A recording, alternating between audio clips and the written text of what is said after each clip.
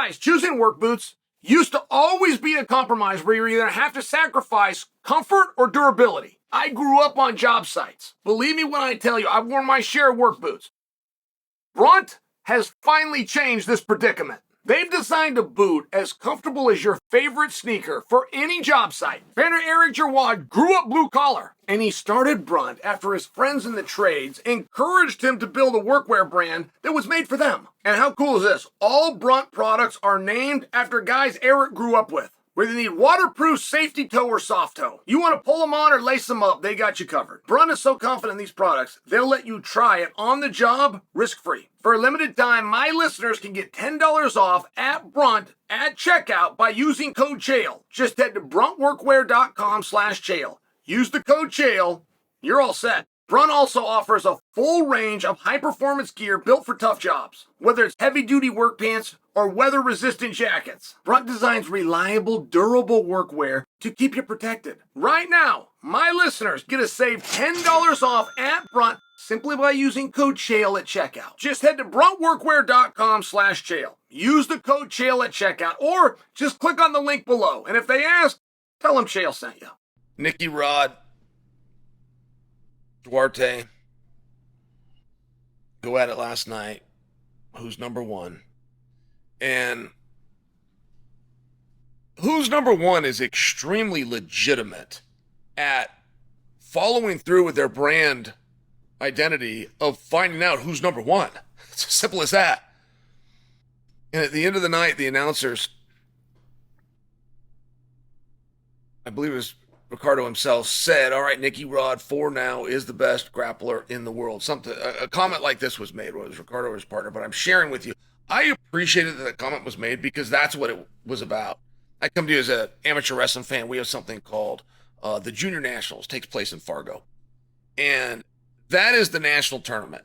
And you have different offsets of wrestling that are now attempting to claim, other than Beast of the East and Super 32 and Iron Man. They are not right. Those are Beast of the East and Iron Man and Super 32. They are very meaningful championships, but there is one national championship.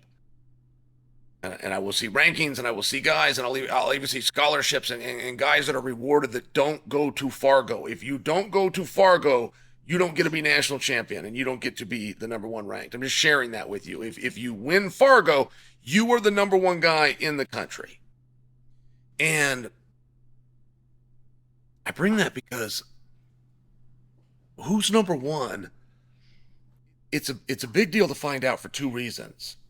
And it's not as simple as you think. Like here, for example, people go, well, who's number one? That's not even a debate. The answer is Gordon Ryan. Well, maybe you need to change the wording just a little bit to find out who is number one in the absence of Gordon Ryan. But that is the world that we're currently living in. And that's all the way to John Danaher, the coach, mentor, and in many times the mouthpiece for Gordon Ryan. Coach John Danaher has come out recently and said, due to an illness, I don't know that Mr. Ryan will ever compete again. Now, I personally do believe that Gordon will compete. I personally believe even with the illness and not feeling good, I don't know that I'm confident anybody can beat Gordon. I'm not confident that a compromised Gordon Ryan can't win everything, but I'm sharing with you that's not how the game is played. And maybe we are trying to find out who is number one right now in the world for the current players. And we've got to be fully aware that Gordon he's not on that list.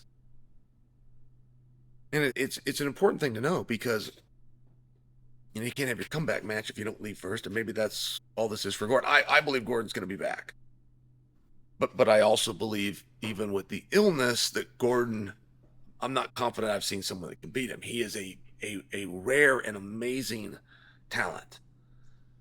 And these guys that leave are these guys that come back. There's really not a prime the way that you guys are told. And that's not an absolute statement. I mean, there is a tipping point with age, but it's not quite the way you guys have been told, where the body just gives out. It's really not like that.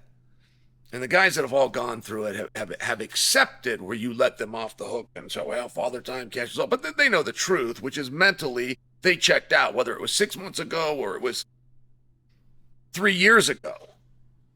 They know that they're not the same with the same effort and the same desire. They've lost the eye of the tiger. So then when their performances dip, talk about, well, he's older now and father time, and it's there is a tipping point where that's true, but you have not seen it, not very many times. You think that you've seen it with every single athlete that eventually retired. You haven't seen it 5 times in your whole life. It's a story, and it's a false story. I take the time to tell you that because it is very clear Gordon Ryan still has the eye of the tiger. I mean, the first one on Instagram talking about that match, breaking it down and reminding to the world. First off, I didn't like it. I didn't think it was a good match. And the second, I tapped both those guys before. The first one to do that is the guy with the eye of the tiger, who is Gordon Ryan. So I'm very confident that Gordon's coming out, but I do want you guys to understand, even if it's in his absence.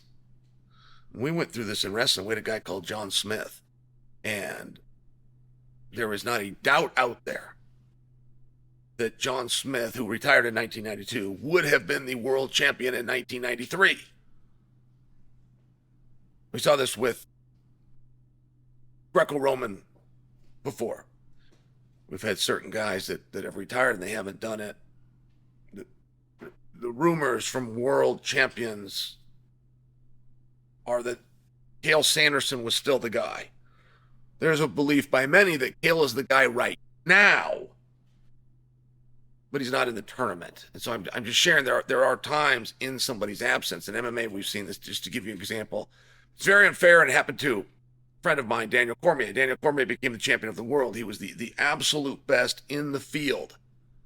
And the field is guys that raise their hand, guys that are willing, and then there's other checks and balances in place. You've got commissions, and you've got oversights, you've got suspensions, you got illness, you got injuries, and you had Jon Jones. And Jon Jones was out. And it was an eligibility issue, but either way, he was out.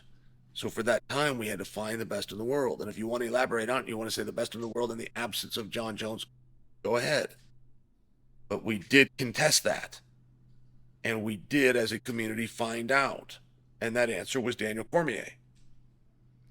So there's times, but it doesn't change the validity. It doesn't change what Nicky Rod did. I am very impressed with Nicky Rod as an athlete because of his willingness to put it on the line. And that is something that, as I tie back, does go to John Danaher. Craig Jones has it. The Ryan boys have it. Nicky Rod has it, just for example. But the guys that came up through John Danaher and the John Danaher system are willing to compete under any rule set at any time. They'll go and do the fancy show under the lights, and they'll go do a small dodgy event if somebody got some Resolite that they could roll out, and they bring somebody called a referee with a whistle. They will go and contest, and they will live with the result, and they will never come back and this event was at night. It's not like that, man. These are dirty, grimy guys, or they're superstars, any way that you want to do it. But if somebody's keeping score, you can count on Danaher's guys to show up. And I understand the B team, I understand the breakup. They still tie back. There's still a nucleus there. And I don't actually know. I have not been in the room and trained by John Danaher. I just have to guess. I have to assume that he preaches competition, that he preaches to these guys, if you want to get good, you got to go and test that. And you got to have your mind and your body ready for anyone at any time. I only imagine that's one of his coaching philosophies, because it's what his athletes do. It's what Nicky Rod did. I was out in Vegas. I watched Nicky Rod with Hugo, and it didn't go Nicky's way, and it didn't even look like Nicky. There's something, man, this Hugo guy's got something on. He just got something on Nicky. Got something in his mind. Nicky admires him to a level. It's one of these things that Nicky's never going to tell you, but there is just something there. But regardless of what I saw, I wasn't convinced that Nicky wasn't better. I know he didn't win the match. I'm not convinced he wasn't better physically. So to watch Nicky come back very quick, headline an event over a guy who had beaten him, and have the announcers crown it off by saying and honoring the event of who's number one. Nicky won in the feature match. Nicky is number one. And if you in the community just have it in your heart where you have to go further and say, in the absence of Gordon Ryan, go ahead. I don't care what you say after you acknowledge that he's number one. Nicky Rod right now is number one.